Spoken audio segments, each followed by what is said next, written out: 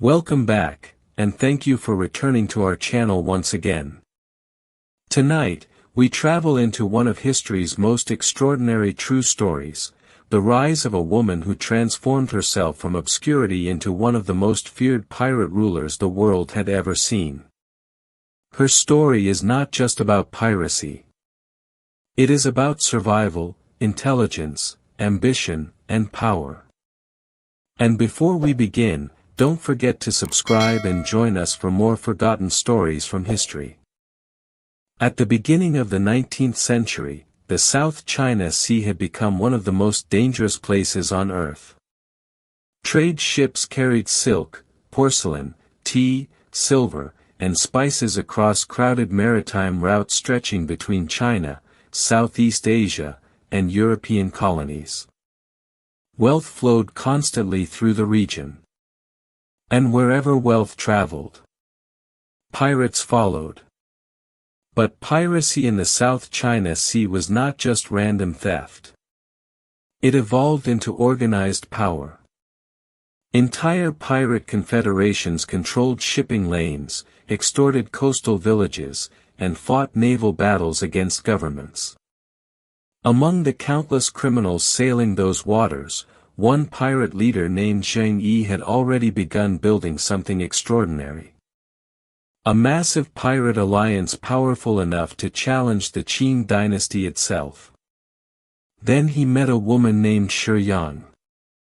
History would later remember her as Ching Shih. Very little about her early life is known with certainty. That uncertainty matters. Because legends often grow around powerful historical figures, especially women who rose through systems designed to exclude them. Most historians believe she worked in a floating brothel in Canton around the late 1700s, where wealthy merchants, sailors, and officials gathered. Such places often function not only as centers of prostitution, but also as hubs of information. And information was power. It is likely Ching Shih learned how powerful men behaved long before she ever commanded them. She learned negotiation, manipulation, patience, weakness. Perhaps most importantly, she learned survival. Around 1801, pirate commander Ching Shih either married or partnered with her under circumstances historians still debate. Some accounts romanticize the story. Others suggest it was a strategic arrangement. What is certain is this. After joining Ching Shih's pirate confederation, Ching Shih rapidly became far more than a captain's wife. She became politically influential within the pirate alliance itself.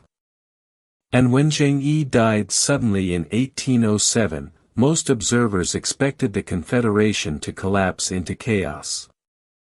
Instead, Ching Shih took control.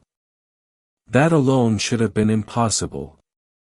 The pirate world was overwhelmingly male, violent, and unstable. Leadership transitions often triggered bloody internal conflicts. Yet somehow, Ching Shih maneuvered through the crisis with astonishing intelligence. She formed alliances, secured loyalty from key captains, and most importantly, she partnered strategically with Ching Shih's adopted son and trusted lieutenant, Cheng Putsai. Their relationship remains historically complex. Some accounts describe him as both political ally and later romantic partner. What mattered most was that together, they stabilized the fleet. And under Ching Shih's leadership, the pirate confederation became something terrifying. At its height, her pirate alliance may have controlled anywhere from 300 to over 1,000 ships depending on the historical source. Exact numbers remain debated. But even conservative estimates describe a maritime force larger than many national navies of the era. Tens of thousands of pirates sailed under her command. Some historians estimate as many as 40,000 to 70,000 people operated within her network. Entire coastal regions feared her influence. Villages paid protection money. Merchants altered routes to avoid her fleets. Even government officials struggled to stop her. This was no ordinary pirate captain. This was a ruler of the sea. But what made Ching Shih truly extraordinary was not simply violence. It was organization. She understood something many pirate leaders never mastered. Chaos destroys empires slowly. Discipline builds them quickly. Under her rule, the Pirate Confederation followed strict laws. Stealing from the communal treasury was punishable by death. Disobeying orders carried severe consequences. Prisoners could not be harmed without authorization. Female captives were protected under surprisingly rigid regulations compared to the standards of many pirate groups at the time. If a pirate assaulted a captive woman, execution could follow. The rules were brutal. But they created order. And order made her fleet stronger than anyone expected. Soon, the Qing government realized ordinary military responses were failing. Imperial naval forces repeatedly attempted crushing the pirates. Again and again, they failed. Some battles ended in humiliation for the empire. Government ships were captured. Commanders defeated. Supply routes disrupted. At times, Ching Shih's fleet operated with such dominance that officials feared sections of the South China Sea were effectively outside imperial control. Imagine the scale of that reality. A former brothel worker commanding enough power to threaten one of the largest empires on Earth.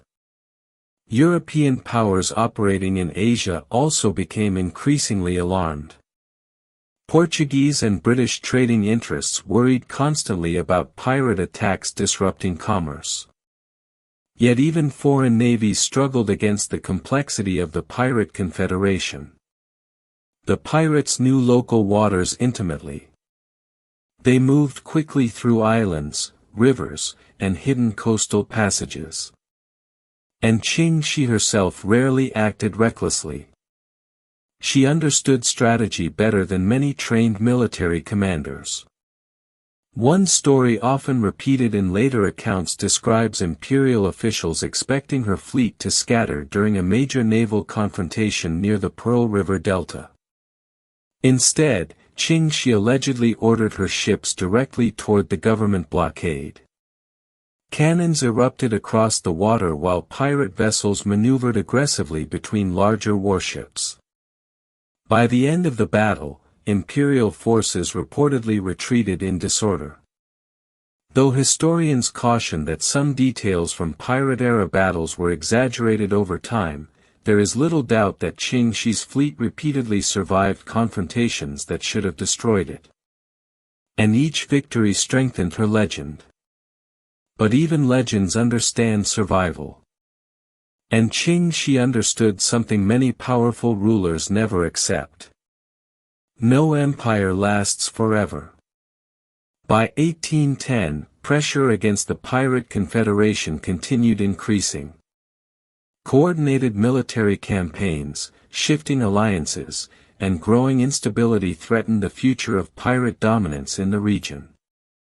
Many pirate leaders in history died violently because they refused compromise. Ching Shih chose something smarter. Negotiation. In one of the most astonishing conclusions to any pirate story, Ching Shih negotiated directly with the Qing government. Not as a defeated criminal begging mercy, but as a powerful leader bargaining from strength. Historical records describe her personally entering government offices accompanied by women and children while negotiating amnesty terms. The symbolism mattered deeply. She was demonstrating confidence, control, fearlessness. And somehow, it worked. The Qing government granted amnesty to much of her pirate fleet. Many pirates avoided execution entirely. Some even entered military service afterward. Cheng Putzai reportedly became a naval officer. And Ching Shih herself? She walked away rich. Alive. Free. That ending alone separates her from almost every famous pirate in history. Most pirate legends end with hanging ropes, betrayals, or violent deaths. Ching Shih defeated the system differently. She survived it. After retiring from piracy, Ching Shih reportedly operated a gambling house and lived relatively peacefully for the remainder of her life. Imagine the strangeness of that transformation. One of the most feared pirate rulers in history spending her later years managing a business while governments that once hunted her simply accepted her existence. She died around 1844. Not in battle. Not in chains. But as a woman who had outlived empires, navies, and countless enemies. What makes Ching Shih's story so compelling is not merely that she became powerful. It is how intelligently she used power once she had it. She ruled through structure, negotiation, strategy, fear when necessary, mercy when useful. She understood human behavior deeply, perhaps because she spent years observing powerful men underestimate her. And that may have been her greatest weapon of all. Underestimation. Today, Ching Shih remains one of the most successful pirates in recorded history. Yet for centuries, her story received far less attention than male pirate legends like Blackbeard or William Kidd. Perhaps because her story disrupts expectations too completely. She was not merely surviving in a male world. She dominated it. Not briefly. Not accidentally. But through leadership sophisticated enough to challenge governments themselves. Still, historians remain careful about separating documented history from romantic myth. Exact fleet numbers vary between sources. Certain dramatic battle stories may have grown through retelling over generations. And many details about her private life remain uncertain due to limited surviving records. But the central truth is undeniable. Ching Shih rose from poverty to command one of the largest pirate confederations in history. She resisted imperial forces. Controlled major shipping routes. Negotiated amnesty on favorable terms. And retired wealthier and more successful than nearly any pirate before or after her. That is not legend. That is history. And perhaps the most fascinating part of her story is this. At a time when women in much of the world possessed little legal authority. When empires were ruled almost entirely by men. When naval warfare and piracy were considered brutal masculine domains. A woman quietly built an empire on the sea powerful enough that governments eventually stopped trying to destroy her. And started negotiating instead.